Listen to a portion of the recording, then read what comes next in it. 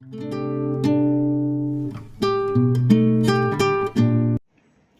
राजरत्नमध्ये तुमचं सगळ्यांचं स्वागत आणि सगळ्यांचे आभार.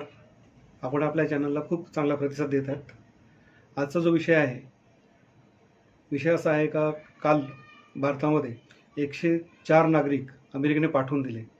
का डोनाल्ड ट्रम्पने जेव्हा निवडणुकीमध्ये त्यांच्या देशामध्ये वादा केला होता परदेशी मालावरती अधिक टॅक्स लावला जाईल, पनामा कॅनल आहे तो ताब्यात घेतला जाईल, अशा अनेक त्यांनी घोषणा केल्या होत्या. त्यापैकी एक घोषणा त्यांनी सुरुवातीलाच बोलल्याप्रमाणे सुरुवात केली. त्यांनी सांगितलं का चीन आणि कॅनडा यांच्या वस्तूवर अधिक भार लावला जाईल. त्यानंतर काही तासातच चीन आणि कॅनडाने अमेरिकन मालावरती त्यांनी सांगितल्यापेक्षा अधिक टॅक्स लावून त्यांना प्रत्युत्तर दिलं. त्यानंतर आला भारताचा नंबर. भारतामध्ये 104 नागरिक आज जे पाठवले गेले त्यांची अवस्था तर एवढी वाईट गेली होती का त्यांना 40 तास प्रवासात खायला पण दिलं नव्हतं किंवा इतर सुविधा पण दिल्या नव्हत्या. तसेच त्यांच्या हातामध्ये बेड्या, पायामध्ये साखळी बांधून त्यांना भारतात पाठवून दिलं होतं. तर सर, मला असं म्हणायचं आहे का ह्या विषयावरती आपण थोडं बोलावं. नमस्कार.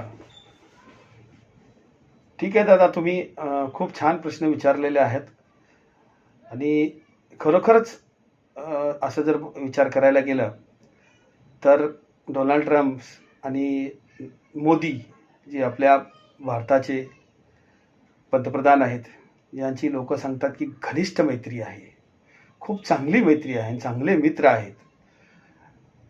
एक दुसऱ्याला भेटतात तेव्हा एकात गळ्यात गळे घालून असं जसं काही साडू भाऊ असं भेटतात तशा प्रकारे ही त्यांची भेट होते. परंतु सेकंड टाइम्स ज्या वेळेस डोनाल्ड ट्रम्पनी आता शपथविधी झाला मागच्या महिन्यामध्ये 20 जानेवारीला, तर त्यावेळेस या शपथविधीला भारताला तर त्यांनी आमंत्रण दिलंच होतं, जो नियमाप्रमाणे असतं. त्याला विदेश मंत्री जयशंकर हे त्या आमंत्रण आवर्जून तिथे गेले, त्या कार्यक्रमाला ते हजर राहिले. परंतु त्यांच्या जवळच्या मित्र म्हणजेच नरेंद्र मोदी यांना त्यांनी आमंत्रण दिलं नाही. इथेच कुठतरी लोकांना वाटत होतं की काहीतरी घटना घडणार आहे आणि ट्रम्प हा काहीतरी गडबड करणार आहे. आणि त्यांनी ज्या दिवशी शपथ घेतली त्याच्याच काही वेळानंतर त्यांनी थाट असे नवीन कायदे आणि नवीन सगळं काही सुरुवात केलं. जसं तुम्ही म्हटले की कॅनडा आणि चीन यांना जे माल सप्लाय होत होता ते हे करायचं, त्याच्यावरती मग त्याच्यापेक्षा कॅनडा आणि चीन हुशार निघाले, त्याच्या मालावर एक्स्ट्रा स्टॅम्प ड्युटी लावली, त्याला तडेतोड तसं सडेतोड उत्तरही दिलं. बरोबर आहे. परंतु भारतामधल्या जी तिथे आता जे स्थायिक तिथे झालेले लोक आहेत किंवा आता ते होणार आहेत अशा लोकांना जो ग्रीन विजा होता त्याला बंदी आणली. तिथे राहणारा भारतीय माणूस त्याचं अपत्य, त्याला जन्माला आलेलं मूल तिथे आल्या त्याला तिथला पासपोर्ट मिळत होता, म्हणजे ते तिथले मूल रहिवासी झाले. अशा प्रकारच्याच काही गोष्टी होत्या, त्याच्यावर यांनी बंधन आणलं. आणि त्यावेळेस सांगितलं की अमेरिकेमध्ये 18,000 भारतीय जे बेकायदेशीरपणे राहतात यांचा परतावा करायचा आहे, हे त्यांनी त्याच दिवशी घोषणा केली. लोकांनी सांगितलं हे नवीन आलाय, त्यांनी बोललं आहे, मोदींचे मित्र आहेत, मोदी फोन करेल आणि सगळं सेटलमेंट करून टाकेल, असं लोकांचं जे भारतीय जनता पार्टीचे अंधभक्त आहेत होय यांनी तसाच प्रचार इथे केला. त्याच काळामध्ये जे हिंडनबर्गचं जे ऑफिस होतं ते जसं ट्रम्प ज्या दिवशी ते काही 1-2 दिवसा अगोदर शपथविधी नव्हतं त्या दिवशी त्याचं दुकान बंद झालं. भारतातल्या अंधभक्तांना फार आनंद झाला. त्यांनीच अदानीचं प्रकरण उचलून धरलं होतं. त्याच्यात अदानीचं फार नुकसान झालं, त्याचे शेअर्स झपाट्याने खाली उतरले, चौकशी झाली आणि याच्यावरती जे अदानी अंबानीचे खास मित्र असलेले मोदीजी हे फार नाराज होते. त्याच्यामुळं लोकांमध्ये चर्चा झाली, बघा ट्रम्प आला तर मोदींनी फोन केला आणि हिंडनबर्गचं दुकान बंद झालं. अशा प्रकारच्या अनेक अफवा इथे झाल्या. परंतु सांगायचा विषय असा आहे की 5 तारखेचा जो दिवस आहे, या 5 तारखेला या देशाची जी राजधानी आहे नवी दिल्ली, याचं विधानसभेचं इलेक्शन होतं. त्या दिवशी वोटिंग होती. बरोबर आहे. आणि त्याच दिवशी हे विश्वगुरू गंगे स्नान करण्यासाठी, त्या कुंभमेळ्यात डुबकी घेण्यासाठी हे तिथे जाणार होते. ठीक आहे, जावं.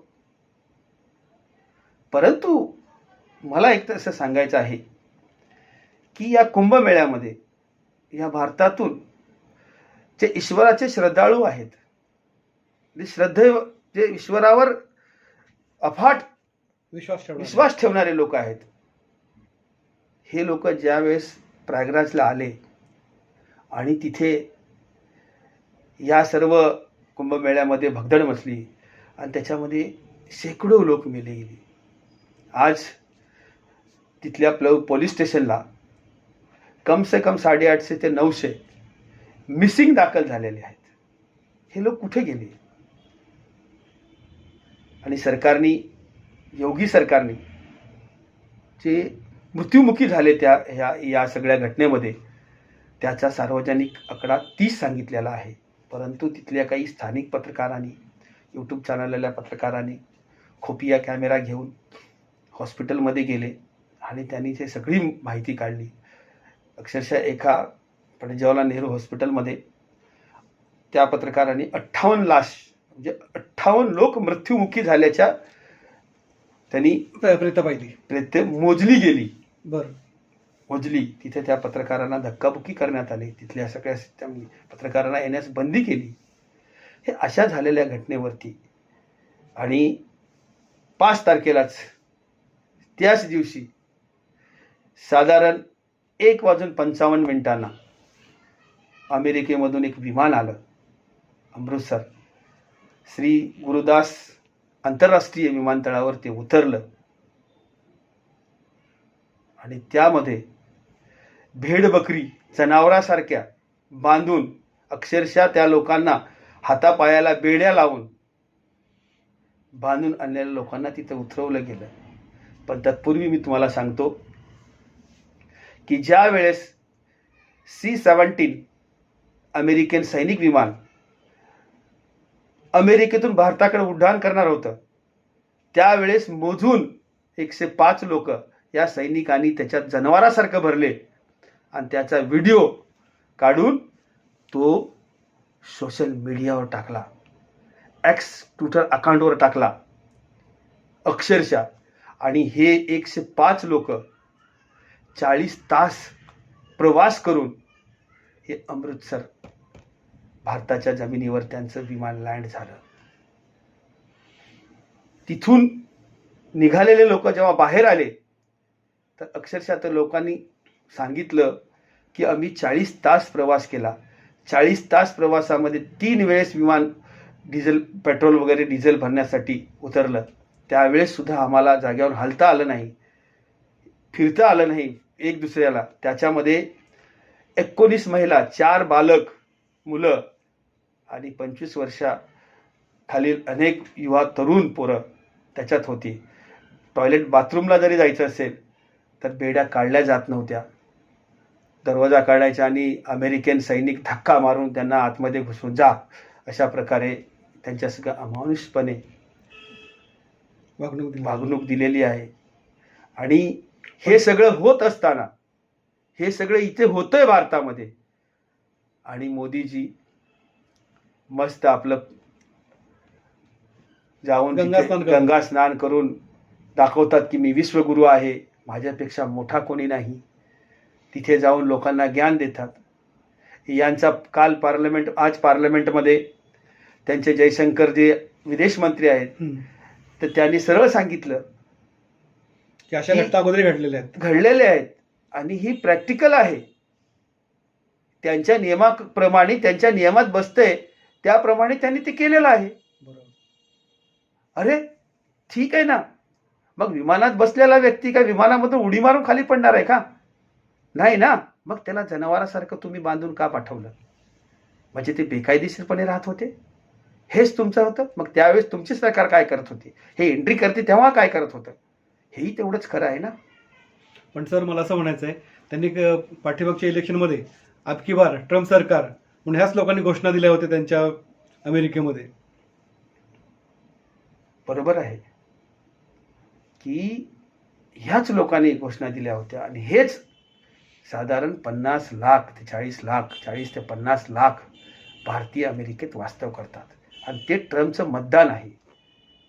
आणि त्यांना खुश करण्यासाठी, ट्रम्पला खुश करण्यासाठी ह्या मोदीने आपल्या नावाने जिवंत असताना जे स्टेडियमला नाव दिले ना, त्या स्टेडियमला आणून कार्यक्रम केला आणि लोकांना म्हणायला सांगितलं की आपकी बात ट्रम्प सरकार. हे असे अंधभक्त या देशामध्ये आहेत,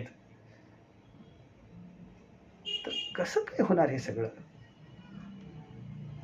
आणि अमेरिकेला हे सगळे लोक पाठवण्यासाठी 6 करोड रुपयाचा खर्च आला. प्रत्येकी 6 लाख रुपये प्रमाणे त्याच्यावरती अमेरिकेने खर्च केलाय. उद्या असं ना पाहायला पाहिजे की ट्रम्प त्याचं बिल तयार करून, विमानाचं बिल तयार करून मोदीच्या घरी पाठवून, असंही म्हटलं तर काही वावगा होणार नाही की बाबा हे बिल हे तूच भर, असंही होऊ शकतं. तर सांगायचं तात्पर्य असं आहे मित्र हो, की आज जे परदेशात जाण्याचं स्वप्न विद्यार्थी पाहतात, लोक पाहतात, आपलं घर गिरवी ठेवून, आपली जमीन गिरवी ठेवून, एजंटला पैसे देऊन, विजा घेऊन परदेशात जाऊन 2 पैसे कमवून आपल्या घरचं प्रपंच चालवण्याचा प्रयत्न करतात. आणि अक्षरशः अनेक अशा लोकांची फसवणूक सुद्धा झालेली आहे. आणि असेच बेकायदेशीरपणे तिथे वास्तव करत असलेल्या लोकांना मग ते स्टँडमध्ये राहतात, कंपनीत राहतात, तिथेच राहतात, बाहेर निघत नाहीत. मग असं शोधून हे लोक अशा प्रकारे हे भारतात पाठवले जातात. पण हे फार मोठी चूक आहे. ही अमेरिकी सरकारची फार मोठी चूक आहे. ह्याच्यावर कधीच पांघरून घालता येणार नाही आणि या ट्रम्पला आणि या मोदीला माफ सुद्धा करता येणार नाही. ठीक आहे, धन्यवाद सर. खूप परखडपणे आपण आपलं मत व्यक्त केलेलं आहे.